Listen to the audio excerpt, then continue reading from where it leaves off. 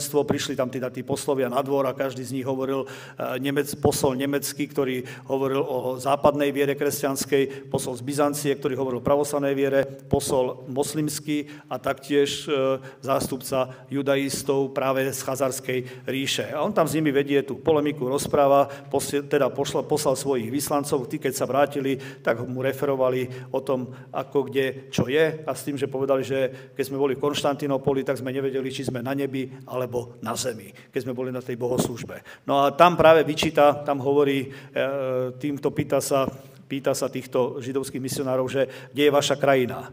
A oni hovoria, naša krajina, Boh nás potrestá, rozptýli nás kvôli našim hriechom. Pravdepodobne mysleli na pád Jeruzalema najprv v roku 70 a potom v roku 135.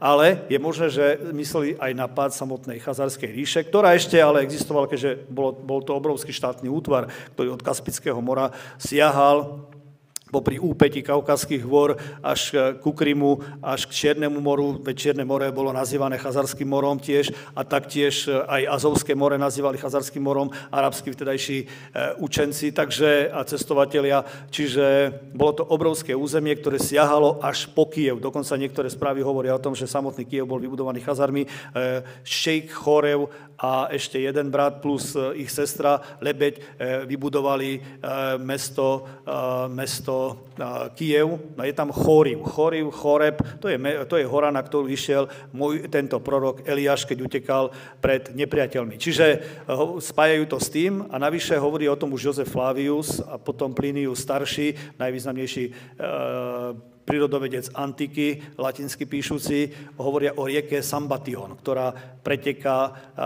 preteká cez toto mesto, že to je vlastne rieka Dnieper. Čiže oni spájali tieto udalosti navzájom a hovorili, že vlastne jednou z centrál bol práve Kyjev, no ale hovorím, bolo to rozťahané ďaleko s tým, že neskôr sa tieto územia, alebo tá centrálna vláda presúvala z Derbentu, z tohto územia dnešného Dagestanu, postupne popri tých kaukazských vrchoch, až na samotný Krym, ktorý sa stal prakticky centrálou a posledným takýmto významným územím. Dokonca Janovčania ešte v 14. storočí, tuším, nazývali Krym tiež Chazáriou. Čiže súvisí to s udalosťami, keď to teda takto sledujeme, pozeráme na to s tým, čo vidíme dneska, tie problémy na Ukrajine, problémy s Krymom, otázka Krymu a nielen dnes, už to vzniklo v roku 1922 po vzniku Sovietskeho zväzu, 30.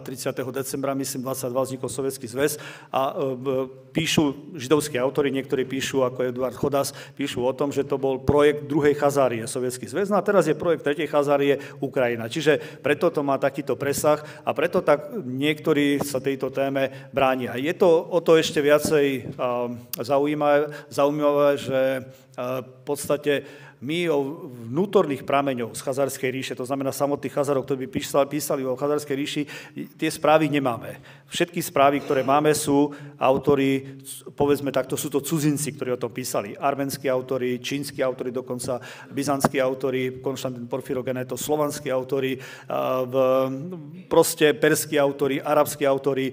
Tých autorov je rôznych cudzích veľa, ale je tam množstvo zaujímavých správ, ktoré sa navzájom takedy doplňajú, takedy vylúčujú a ktoré ináč sú základné. Jediný prameň takýto, ktorý pochádza, dá sa povedať, znútra Chazarskej ríše, to je korešpondencia Chazdaja ibn Šafruta z tedajšieho, dá sa povedať, premiéra kordobského kalifátu v Španielsku s kráľom Jozefom okolo roku 961 ešte pred pádom v Itilu a Sarkelu. Takže tam táto korešpondencia, dva veľké listy, plus ešte jeden kembridský dokument, to sú vlastne jediné pramene, ktoré, dá sa povedať, že patria priamo Chazarom. Ostatné sú pramene vonkajšie a ako som povedal na začiatku, tým, že nepoznáme ani jazyk, tak je veľmi ťažké ustanoviť tie poriadky, ktoré tam boli vo vnútri. Americký bádateľ, bývalý, myslím, člen námornej pechoty, Gordon Duff, píše o tom, že Chazari boli vlastne ako keby predchodcami dnešného Deep Stateu. Hovorí o tom, že tu predchodcovia dnešného Deep Stateu, alebo toho hlbinného štátu, alebo tej vlády v pozadí, preto, lebo aj oni mali podobnú formu vlády, bol tam Kagan a Bek, jeden vystupoval na vodok, jedného mohli vidieť iba raz za 4 mesiace, nesmeli uvidieť ho ináč, keď prechádzal okolo, museli sa pokloniť, podobne ako to mali moslimovia potom, trebárs vo zvyku, keď prechádzal kalif okolo, tak nesmeli na ňo pozrieť, čo svedčí o tom, že nejaké prepojenia tam pravdepodobne budú.